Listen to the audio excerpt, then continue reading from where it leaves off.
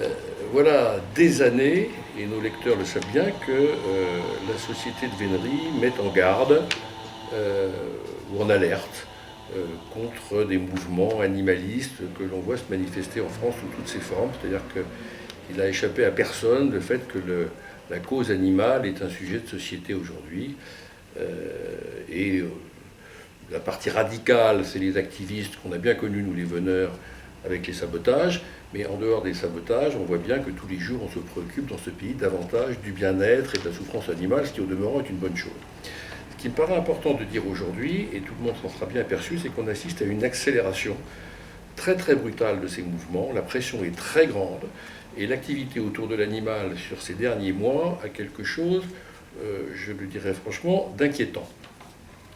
On a pu voir, pour faire très court, dès la fin de l'année 2013, une pétition signée par 28 intellectuels, pétition lancée par la Fondation 30 millions d'amis, ces 28 intellectuels réclamant la création d'un statut particulier dans le Code civil pour l'animal. Alors ça paraît anodin, effectivement, on se dit après tout, pourquoi pas, l'animal est un être intelligent et sensible dans le code rural, dans le code de l'environnement, dans le code pénal, pardon, pourquoi il ne le serait pas dans le code civil? En fait, ça a tout un tas d'implications dont on ne va pas rentrer dans le détail aujourd'hui, mais c'est un moyen pour les organisations de protection animale de réduire, une fois de plus, le champ d'application de l'humain sur l'animal.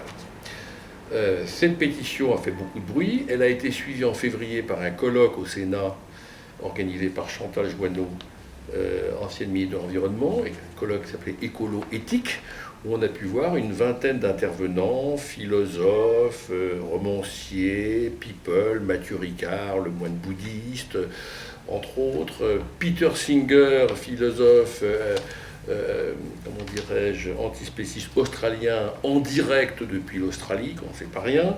Bon, pendant une journée, une trentaine d'intellectuels ont dénoncé les horreurs que subissent ou que subiraient les animaux en France. À commencer par les animaux d'élevage, bien sûr, dont on a dénoncé les conditions d'élevage, les conditions de transport, les conditions d'abattage, et puis on a mis en cause les cirques, et puis on a mis en cause la chasse, et puis on a mis en cause les animaux de laboratoire, et j'en passe et des meilleurs. Ce colloque a fait un certain bruit.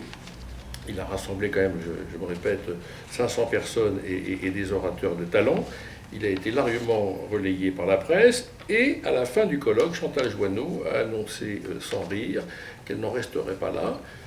Elle était d'ailleurs escortée de Laurence Parisot, avec laquelle j'avais eu l'occasion personnellement de débattre sur Europe 1 quelques semaines avant, qu'elle n'en resterait pas là et qu'on allait voir évoluer la législation pour une meilleure protection de l'animal.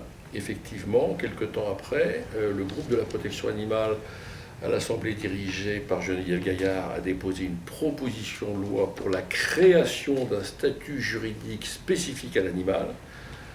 Ça, ce qui est horriblement dangereux, évidemment. On a vu M. Glavany, ancien ministre de l'Agriculture, faire passer un amendement dans une loi qui n'avait rien à voir avec ça, la loi de simplification administrative, lui aussi pour créer un statut juridique de l'animal dans le Code civil. On a vu comme ça un certain nombre d'initiatives qui se sont multipliées depuis maintenant à peu près 6 mois. Il ne fait pas de doute que la cause animale avance dans ce pays, que derrière sont à l'action des gens dont je le dis, je l'ai écrit 100 fois, qui ont un objectif et ultime, c'est qu'on cesse d'utiliser des animaux, soit pour se nourrir, soit pour se divertir. J'aurais pu citer un autre exemple, mais je vais y aller. Dans la loi d'avenir agricole, par exemple, je vous parle beaucoup de loi, mais parce que tout se passe au niveau politique actuellement. Et ça se passe au niveau médiatique, on influence les gens, on leur raconte des choses abominables dans les journaux. Donc ça, on crée une émotion, et après, le législateur intervient pour, entre guillemets, soi-disant, corriger ces excès. Eh bien, dans la loi d'avenir agricole, par exemple, actuellement discutée, il y a un article qui prévoit que chaque Français qui aurait une chienne et qui ferait une seule portée, c'est la chienne en question, donc pas un professionnel, hein, vous et moi, eh bien, se devrait d'avoir un numéro SIRET et de déclarer la première portée et de s'acquitter de la TVA. De façon amusante, les éleveurs professionnels se réjouissent en disant c'est bien, ça va tuer l'élevage amateur. En réalité, on se tire une balle dans le pied. Il est bien évident que cet amendement ne passera pas, tout au moins je l'espère, Mais c'est un moyen, là aussi, de réduire et de mettre un terme final à l'élevage.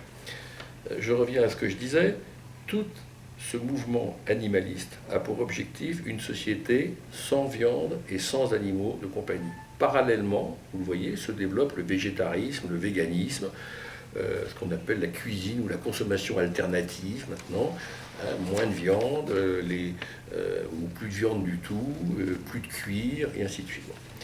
Alors tout ceci faisait sourire quand j'ai commencé à en parler il y a 10 ans dans la rue de Vénerie. On m'avait reproché à l'époque d'utiliser le mot complot. Bon, moi je pense que c'est un complot en réalité. C'est un complot mené par des multinationales de la protection animale d'origine anglo-saxonne. Bon. Aujourd'hui ça fait plus sourire et ce que je peux vous dire, et c'est quelque part la bonne nouvelle, c'est qu'il n'y a pas que les chasseurs qui sont visés bien sûr, il y a en premier lieu le monde de l'élevage et notamment la filière de la viande. La bonne nouvelle, c'est que le monde de l'élevage ne se laisse pas faire, que les syndicats agricoles, dont la FNSEA, sont très conscients maintenant de la menace et que les chasseurs ne sont plus isolés. Donc il s'agit aujourd'hui, le monde de l'élevage, du cirque, de la chasse, de la corrida peut-être, du foie gras, j'en passe, d'être conscient de ces enjeux et d'organiser notre riposte. Mais derrière cela, je crois que ce qui me frappe, c'est que c'est un clivage de la société entre deux mondes qui ne se comprennent plus du tout. Le monde urbain, le monde de la ville, qui est celui des journalistes, ne l'oublions pas, 80% de la presse nationale est basée à Paris et les journalistes de cette presse nationale ne traversent pas le périphérique. Ce sont eux qui font l'opinion publique, ou en tout cas qui pensent l'affaire. Il y a ce monde très parisien et puis il y a le monde de la ruralité, des territoires. Ces deux mondes ne se parlent plus, ne se comprennent plus et nos valeurs ne sont plus du tout les mêmes. On le voit sur la problématique, par exemple, du loup, où les bons écolos, bobos, protecteurs de la nature se réjouissent de la progression du loup en France, et où les gens qui vivent dans les départements impactés par le loup vivent avec la peur au ventre, avec le stress comme vous ne l'imaginez pas, sans compter les quelques 6500 animaux domestiques, brebis et autres, qui ont été mangés par des loups au cours de l'année passée. Donc on voit bien que ce sont deux mondes qui ne se comprennent plus. Et cette société que je trouve très fracturée à tout un tas de niveaux, avec les différents corporatismes, les violences que l'on voit partout, on retrouve ça sur cette thématique de l'animal.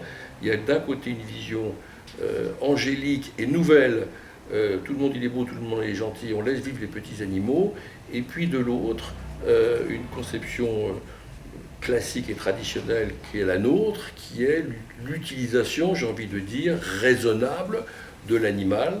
Ça n'empêche pas d'aimer les animaux, de les respecter, mais de les chasser de façon raisonnable, avec éthique, etc. Voilà, on est rentré aujourd'hui dans un climat très très très dur. La loi sur la biodiversité est pleine de pièges pour la chasse et d'attaques sur la chasse. La loi d'avenir agricole aussi. La société de Vénerie est très impliquée dans les discussions qui ont lieu actuellement. Alors qu'en tenir en termes de conclusion? Ça veut dire, je crois qu'il faut que tous les veneurs, nous soyons conscients que le monde nous regarde et qu'il change et qu'on nous comprend de moins en moins, en tout cas les gens dont je parle. Ça veut dire qu'il faut que nous soyons fiers de ce que nous faisons, que nous soyons capables d'en parler bien, de défendre des valeurs, de défendre une certaine éthique, une certaine approche de la chasse, mais que nous soyons campés sur nos positions. Il n'est pas question de reculer, il n'est pas question de dire que la vénerie est un mode de chasse condamnable, certainement pas, c'est pour le moment un des plus beaux modes de chasse qui existent. Il faut le défendre, il faut être capable de dire pourquoi, et de ne pas simplement sourire devant ces attaques, parce qu'elles sont maintenant plus argumentées, plus précisées, elles sont portées par des intellectuels, elles sont portées par une intelligentsia parisienne qui impressionne les pouvoirs publics, et ça, c'est quand même assez inquiétant. Voilà, donc nous allons encore passer de belles saisons devant nous, je n'ai pas d'inquiétude là-dessus, mais regardons ce qui se passe, échangeons des informations quand nous en avons, et soyons fiers de ce que nous faisons et capables de défendre la vénerie. Tout ce qui est déployé par la société vénerie actuellement, que ce soit sur l'écologie, sur l'art, sur le bien-être du cheval, sur les chiens, va dans ce sens. C'est pour montrer qu'on ne peut pas se laisser caricaturer comme on voudrait nous laisser, l'image qu'on aimerait donner de nous, de brutes sanguinaires qui courront jusqu'à l'épuisement derrière des animaux. Ça n'est évidemment pas ça. Nous sommes les témoins d'une culture, d'un patrimoine, d'un héritage culturel. Il faut être capable de le dire aujourd'hui et pas simplement chasser. Voilà. Bonne saison à tous.